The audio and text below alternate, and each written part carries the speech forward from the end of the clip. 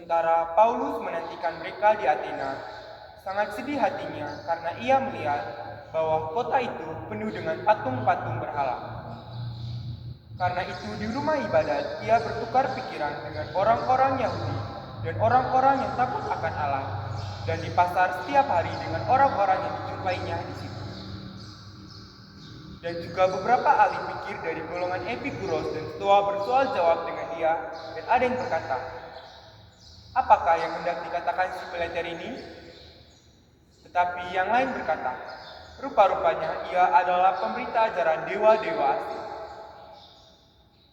Sebab ia memberitakan Injil tentang Yesus dan tentang kebangkitannya."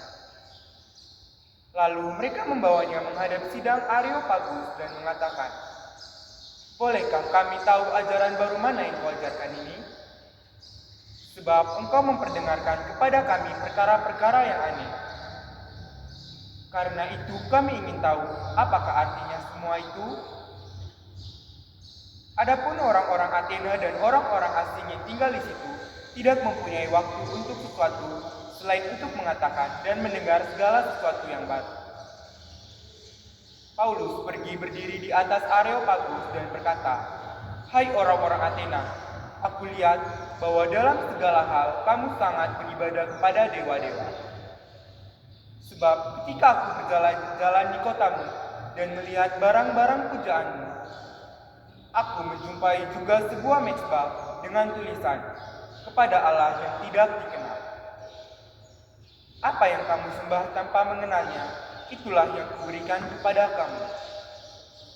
Allah yang telah menjadikan bumi dan segala isinya, Ia yang adalah Tuhan atas segala langit dan bumi, tidak diam dalam kuil-kuil buat tangan manusia, dan juga tidak dilayani oleh tangan manusia, seolah-olah Ia kekurangan apa-apa, karena Dialah yang memberikan hidup dan nafas, dan segala sesuatu kepada semua orang. Dari satu orang saja, Ia telah menjadikan semua bangsa dan umat manusia untuk mendiami seluruh muka bumi, dan Ia telah menentukan musim-musim bagi mereka dan batas-batas kediaman mereka, supaya mereka mencari Dia dan mudah-mudahan menjamah dan menemukan Dia, walaupun Ia tidak jauh dari kita masing-masing.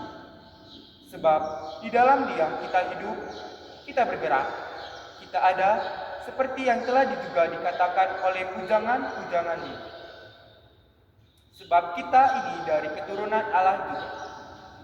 Karena kita berasal dari keturunan Allah, kita tidak boleh berpikir bahwa keadaan ilahi sama seperti emas atau perak atau batu, ciptaan kesenian dan keahlian manusia.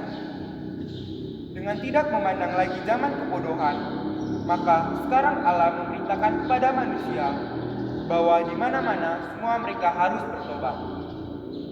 Karena Ia telah menetapkan suatu hari pada waktu mana Ia dengan adil akan menghakimi dunia oleh seorang yang telah ditentukannya.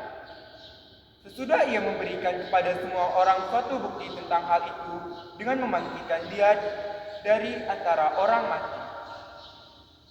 Ketika mereka mendengar tentang kebangkitan orang mati, maka ada yang mengejek.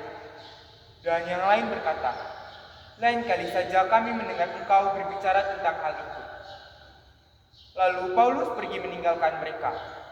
Tetapi beberapa orang laki-laki mengambungkan diri dengan dia dan menjadi percaya.